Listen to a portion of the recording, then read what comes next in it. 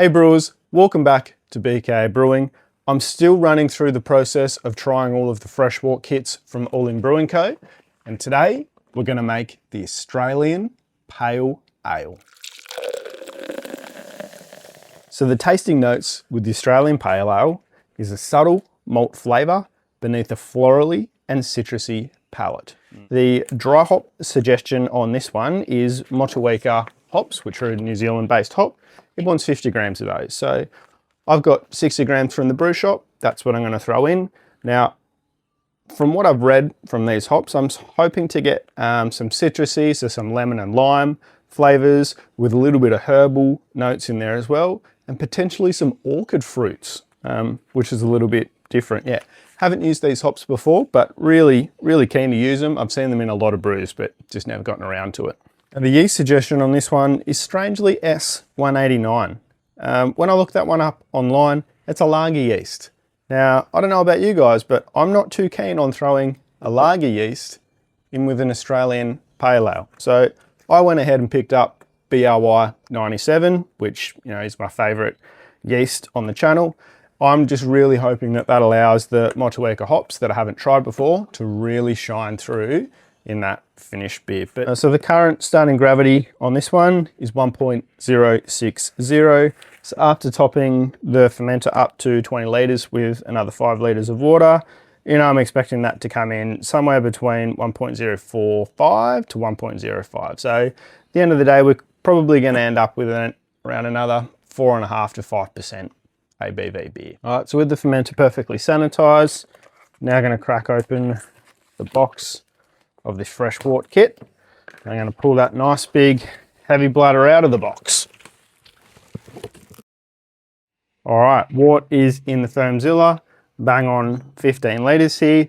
I'm going to go and grab some water that I pre-boiled and have cooled down just to top this up to our 20 litres. All right, we're now all topped up to 20 litres. I'm going to drop the pill hydrometer in to get our first gravity and temperature reading before we go ahead and pitch the yeast. I'm just going to put my spoon into the Fermzilla.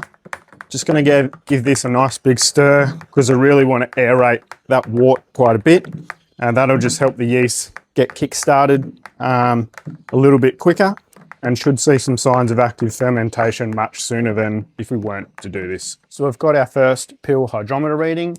The temperature is 27 degrees and the starting gravity is 1.045. So with that, I will be pitching my yeast in at this current temperature. So we'll just sprinkle that on top. Make sure we get a nice pitch in there, everything out of the packet. With that all put together, that's going in the chest freezer. I'm going to ferment this one at 21 degrees under no pressure.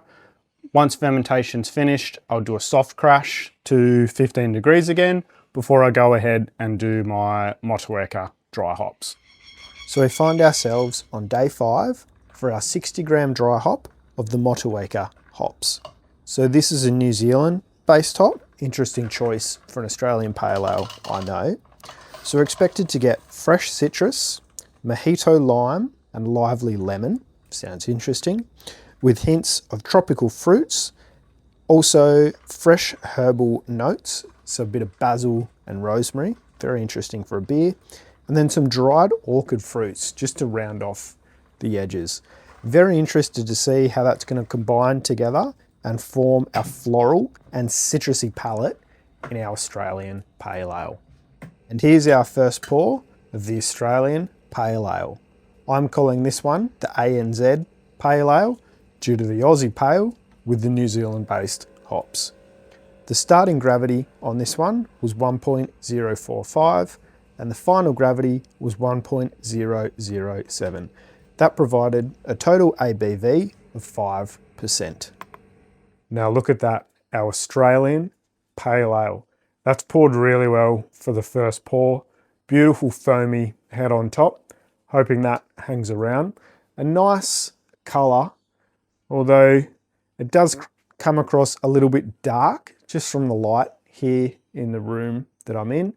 If I held that in front of a bit of natural light, that'd look so much better. So it's a light, beautiful orange to golden kind of color. It's about what you'd expect to find in an Australian pale ale. All right, so I'm going to go for the aroma here. So just bearing in mind, we're expecting to get citrus, florally kind of smells. Yep, getting a bit of citrus up front there. Bit of floral. Yeah, a little bit of lime, bit of lemon. It smells really good. It smells refreshing. All right, I'm gonna go for a taste.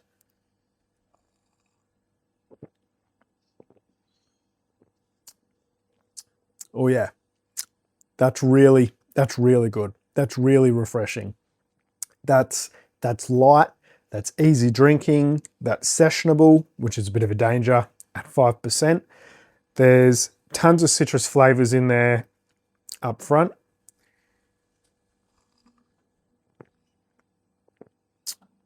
I'm definitely getting some of that lime in there too, with a bit of the lemon. That's quite beautiful. Orchid, herbal, maybe not so much in the taste. I can definitely smell it there though. That's got a very distinct smell that I haven't had from any of my beers before.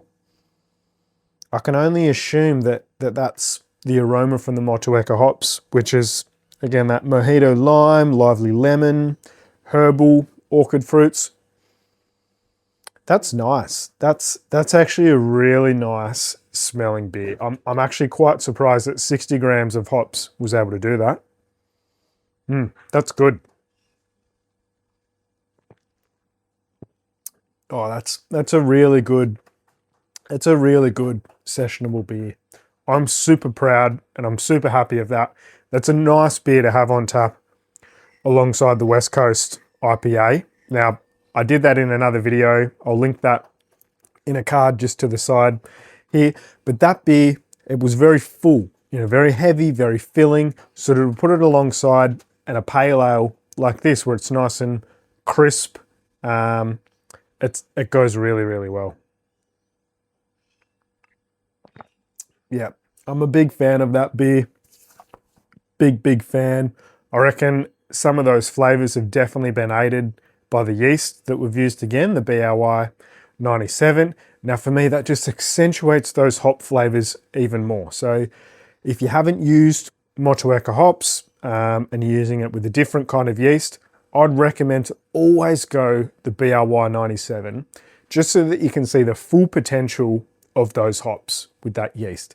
It doesn't mask any other flavors or smells. It's just the full hop in the beer. Now, the only other thing that I'm going to throw in here is, remember right at the start when I was reading out the recommended yeast, it said S189. Now, I still have no idea why All Inn Brewing Co would recommend throwing in a lager yeast. Now, if you know, or if you have brewed it with a lager yeast, let me know in the comments below, because I'm keen to hear about it and see how it turned out. And I'm sure everyone else is as well, because to me, I couldn't fathom throwing a lager yeast into a citrusy kind of pale ale. It just doesn't make sense to me. So let me know how you went in the comments below. Now, do I recommend this beer? Absolutely.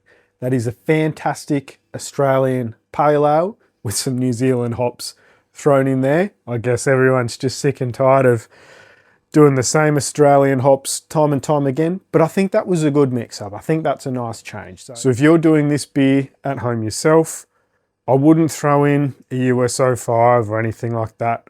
I do the BRY 97 just to get the same flavors that I'm getting from mine, because trust me, it's worth it. This smells and tastes great. So I want to thank All Inn Brewing Co for putting together another top quality fresh wort kit that we can brew ourselves at home in our breweries. Cheers guys, and happy brewing. I'll catch you in the next one.